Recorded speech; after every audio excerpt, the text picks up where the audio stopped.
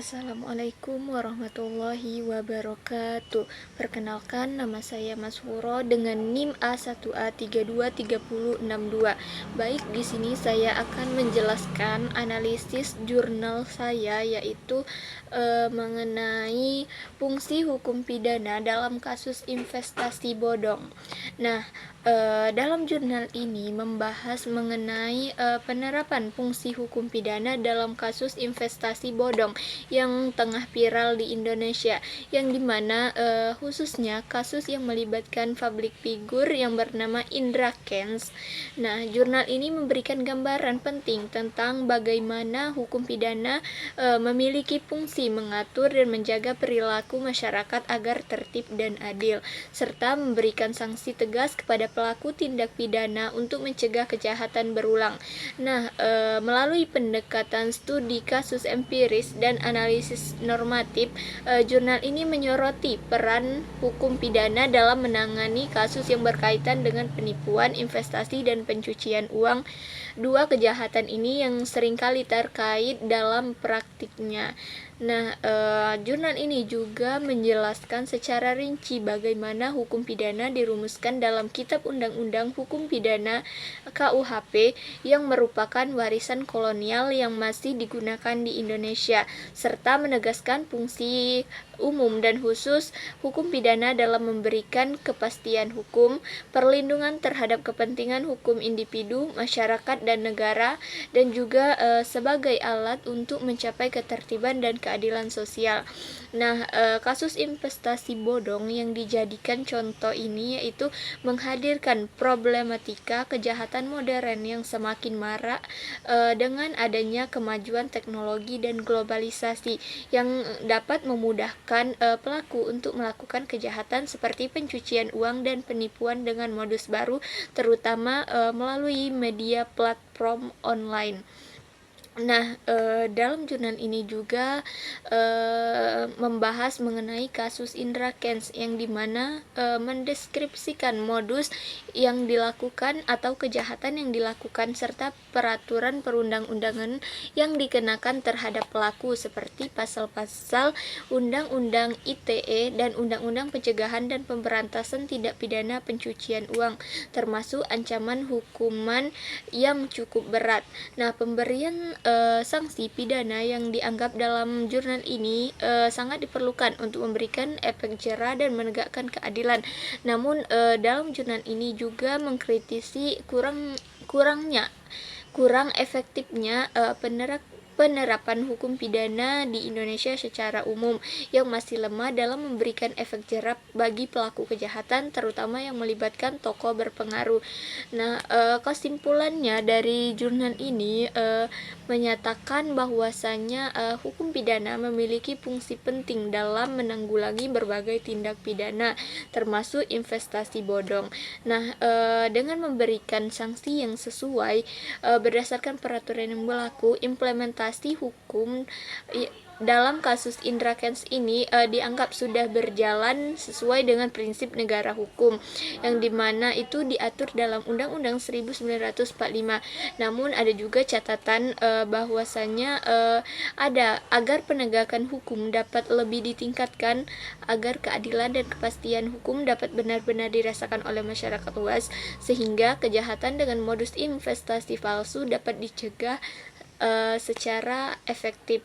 Nah, dan juga jurnal ini juga menekankan pentingnya kesadaran hukum masyarakat dan peran negara dalam menegakkan hukum secara konsisten demi terciptanya keamanan, ketertiban, dan keadilan sosial dalam masyarakat Indonesia secara keseluruhan, dan juga membantu memberikan wawasan mendalam mengenai perlindungan sekaligus pencegahan kejahatan dalam perkembangan kejahatan modern yang semakin kompleks. Nah, sekian pemaparan atau penjelasan dari jurnal saya yang pertama. Baik, yang kedua itu ada analisis buku saya yang berjudul Hukum Pidana di Era Digital. Nah, dalam buku berjudul Hukum Pidana di Era Digital ini membahas secara komprehensif tentang perkembangan dan dinamika hukum pidana di era digital yang penuh tantangan baru seperti kejahatan cyber dan perlindungan data pribadi. Nah, buku ini menguraikan dasar-dasar hukum pidana mulai dari pengertian, tujuan, asas, sistem pemidanaan hingga unsur tanggung jawab pidana yang berlaku di Indonesia.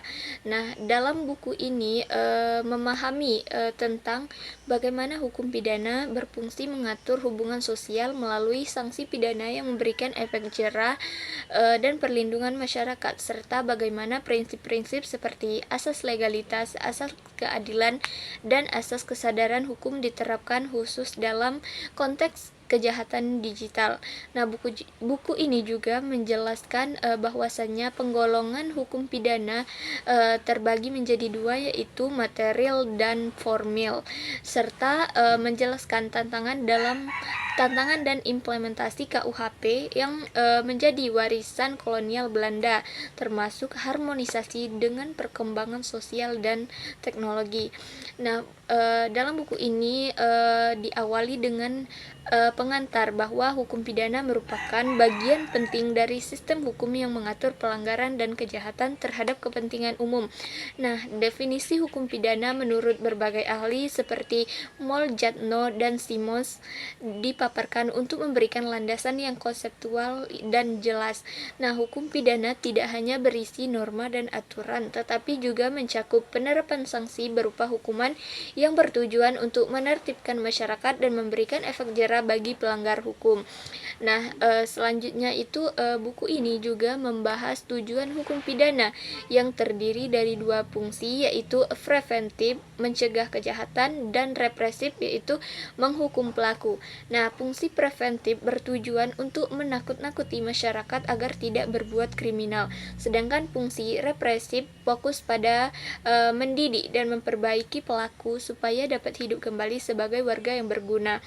Nah, selanjutnya itu ada jenis-jenis hukum pidana yang dibedakan menjadi dua, yaitu material dan formil, yang dimana material ini mengatur jenis perbuatan yang dilarang dan sanksinya, serta pidana formil mengatur mekanisme penegakan hukum pidana. Nah, pembagian ini penting agar sistem pemidanaan dan prosedur penegakan hukum dapat berjalan secara efektif dan terstruktur. Dan juga buku ini menjelaskan tentang hukum pidana umum dan pidana khusus yang menangani jenis tindak pidana tertentu seperti korupsi dan kejahatan ekonomi. Selanjutnya itu ada asas-asas dalam hukum pidana yang menjadi tema utama berikutnya, yang dimana asas legalitas menegaskan bahwa tidak ada tindak pidana tanpa aturan hukum sebelumnya, melindungi hak-hak terdakwa dengan menjamin kepastian hukum. Nah, asas keadilan dan kemanfaatan menuntut bahwa hukuman harus adil dan memberi manfaat bagi masyarakat, sedangkan asas kemanusiaan memastikan bahwa hukuman tidak boleh melanggar martabat manusia dan hak asasi manusia. Yang selanjutnya yaitu ada menyoroti tentang tantangan hukum pidana di era digital, di mana di situ muncul kejahatan-kejahatan baru seperti kejahatan cyber, pencurian data, dan penipuan elektronik. Nah, kejahatan digital ini memerlukan regulasi dan penanganan khusus karena sifatnya sangat kompleks dan lintas batas. Oleh karena itu, buku ini memaparkan bagaimana hukum pidana harus menyesuaikan diri dengan perkembangan teknologi agar tetap relevan dan efektif.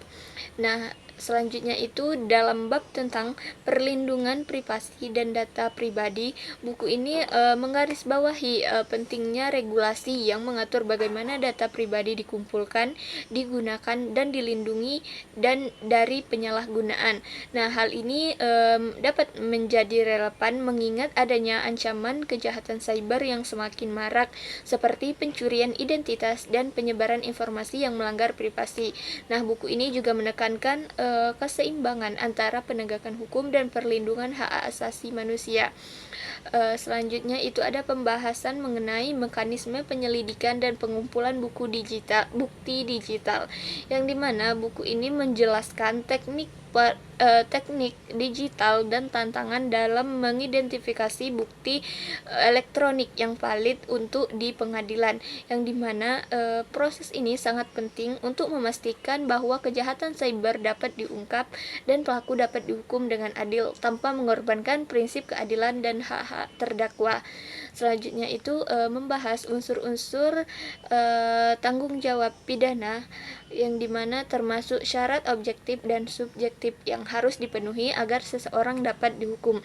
Dimana buku ini menjelaskan juga konsep actus reus, yaitu perbuatan, dan mens rea, yaitu niat, yang merupakan dasar penjatuhan hukuman pidana. Hal ini membuka wawasan tentang bagaimana sistem hukum memastikan bahwa hanya pelaku yang bersalah yang dikenai sanksi. Nah, buku ini mengulas perkembangan sistem pemidanaan terbaru, termasuk penerapan alternatif pidana seperti pidana kerja sosial dan rehabilitasi, yang bertujuan mengurangi beban penjara dan memberikan kesempatan bagi pelaku untuk memperbaiki diri. Nah, secara keseluruhannya, buku hukum pidana di era digital ini memberikan pandangan komprehensif tentang bagaimana hukum pidana harus beradaptasi untuk menangani kejahatan modern yang semakin kompleks akibat kemajuan teknologi.